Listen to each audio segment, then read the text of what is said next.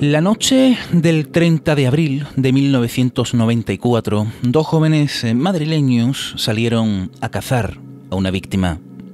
No había un motivo concreto, no existía un ajuste de cuentas ni una historia de venganza. Su único propósito era matar. Lo harían como parte de lo que ellos mismos definieron como un juego, una misión dentro de su propia narrativa retorcida. El líder de esta oscura iniciativa, Javier Rosado, lo dejó reflejado en su diario. Salimos a la 1:30 de la madrugada. Habíamos estado afilando cuchillos, preparándonos los guantes y cambiándonos. Elegimos el lugar con precisión. Yo memoricé el nombre de varias calles por si teníamos que salir corriendo y en la huida teníamos que separarnos. Quedamos en que yo me abalanzaría por detrás mientras él le debilitaba con el cuchillo de grandes dimensiones. Se suponía que yo era quien debía cortarle el cuello. Yo sería quien matara a la primera víctima.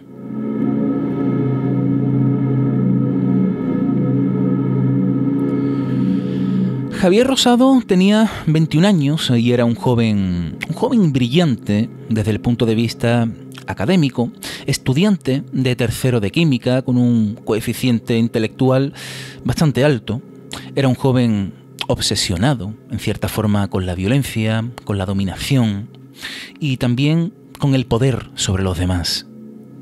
Alentó a varios compañeros a jugar a un macabro juego al que llamó Razas, en el que pedía a sus colegas recolectar vidas por las calles, puñal en mano y ataviados con túnicas blancas.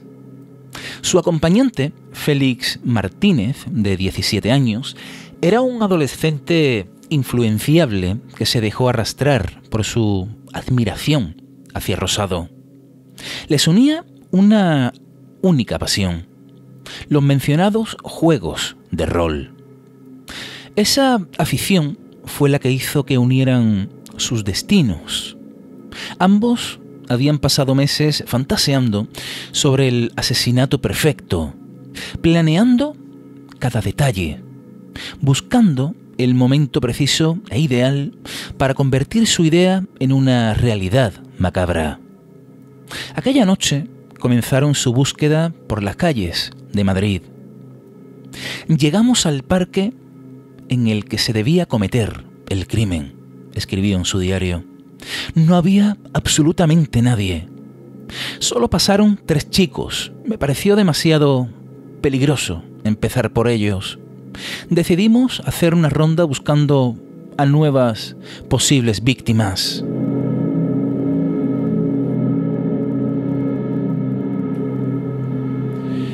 El plan era claro. Querían matar a una mujer joven y bonita. Pero las circunstancias obligaron a cambiar el objetivo. No encontraron a nadie que encajara dentro de sus criterios, así que después de varias horas deambulando por la ciudad, decidieron abrir el abanico de posibilidades. Finalmente, en la parada de autobús de la calle San Delfín, encontraron a su presa, Carlos Moreno, un hombre de 52 años, trabajador, padre de familia. No era el objetivo inicial, ni mucho menos, pero a esas alturas cualquier cosa y cualquier persona servía para su macabro propósito. Era una víctima casi perfecta, escribía. Tenía cara de idiota, apariencia feliz y unas orejas tapadas por un Walkman. Nos sentamos junto a él. Aquí la historia se tornó casi irreal. El tío comenzó a hablar con nosotros alegremente. Nos contó su vida. Nosotros le respondimos con paridas de andar por casa. Mi compañero me miró interrogativamente, pero yo me negué a matarle. Llegó un búho y el tío se fue con él. Pero no desistieron. Poco poco después de hecho que describe en su diario, apareció otra víctima. Un hombre mayor, robusto, con aire despistado. Y esta vez no tuvieron dudas. Se acercaron a él, sacaron sus cuchillos y lo acorralaron. El plan era bastante sencillo: registrarle, forzarle a ponerse en una posición vulnerable y degollarlo. Nos plantamos ante él, sacamos los cuchillos. Él se asustó mirando el impresionante cuchillo de mi compañero. Mi compañero le miraba y de vez en cuando le sonreía. Le dijimos que le íbamos a registrar. ¿Le importa poner las manos en la espalda?, le dije yo. Él dudó, pero mi compañero le cogió por las manos y se las puso atrás. Yo comencé a enfadarme porque no le podía ver bien el cuello. Me agaché para cachearle en una pésima actuación de chorizo vulgar. Entonces le dije que levantara la cabeza. Lo hizo y le clavé el cuchillo en el cuello.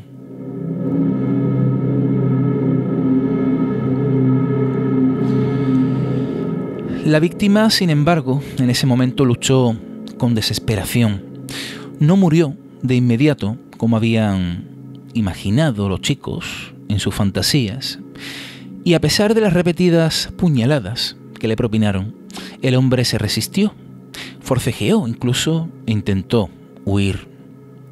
Ya comenzaba a molestarme el hecho de que ni moría ni se debilitaba, lo que me cabreaba bastante. Mi compañero ya se había cansado de apuñalarle al azar. Se me ocurrió una idea espantosa que jamás volveré a hacer y que saqué de la película Hellraiser. Cuando los cenobitas de la película deseaban que alguien no gritara, le metían los dedos en la boca. Gloriosa idea para ellos, pero qué pena, porque me mordió el pulgar. Cuando me mordió, tengo la cicatriz, le metí el dedo en el ojo.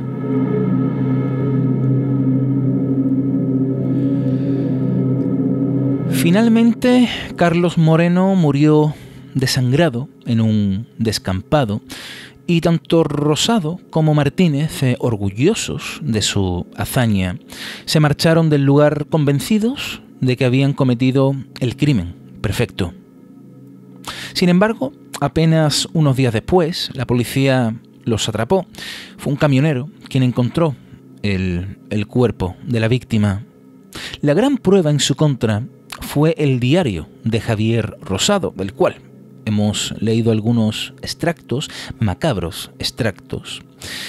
Y claro, un documento que detallaba su obsesión por el asesinato y también por el sufrimiento ajeno.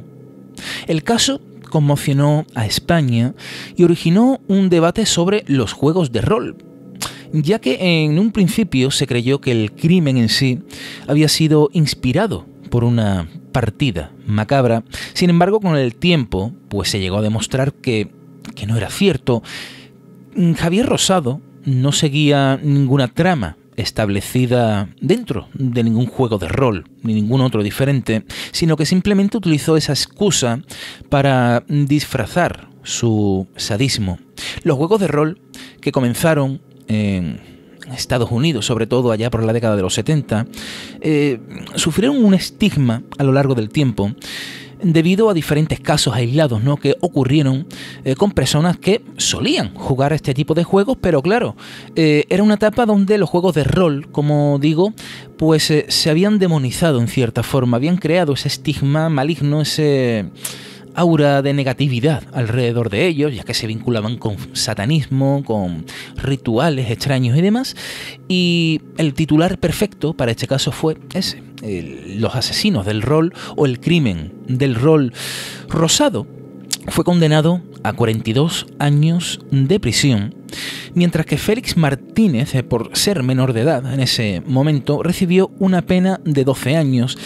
El crimen del rol quedó marcado en la historia criminal como uno de los asesinatos y asesinos más fríos y premeditados, cometidos por jóvenes sin un motivo más allá del deseo de matar.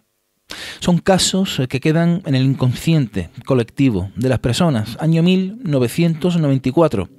España, el crimen del rol.